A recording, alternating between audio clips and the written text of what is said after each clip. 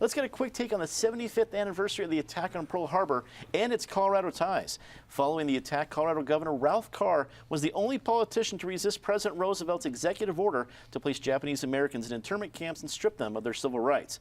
Patty Cahoon from Westward, do enough Coloradans know about Ralph Carr's legacy?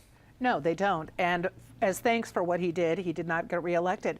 But every Coloradan should go down to where Camp Hamachi was outside Granada. It is stunning to just see this windswept plain where these Californians, many of them citizens, were all brought. They'd never been to Colorado before, where they were put, and what they did there, the farms, the businesses they started, really incredible.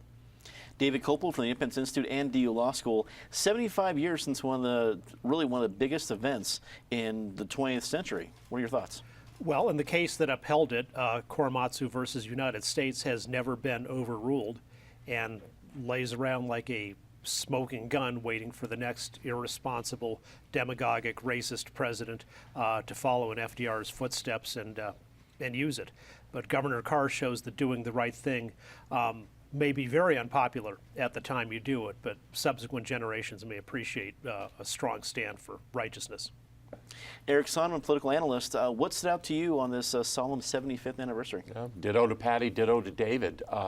Ralph Carr has certainly earned a place among the esteemed governors in Colorado history, not in the current moment in which he lived, but upon reflection and with historical times.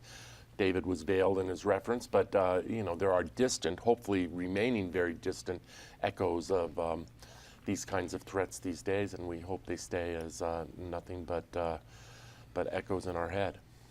Rounding out the panel, Penfield Tate, attorney with QTAC Rock, also a longtime state lawmaker. What do you think about that? The legacy that we think was long ago, 75 years, there's no way the United States could ever do something like that.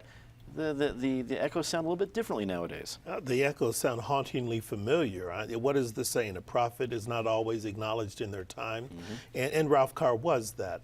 He was visionary, he was forward-looking, and I agree with what the panelists have said. He resisted the racist, xenophobic push to treat, in many cases, American citizens in this fashion because he just thought it was fundamentally wrong.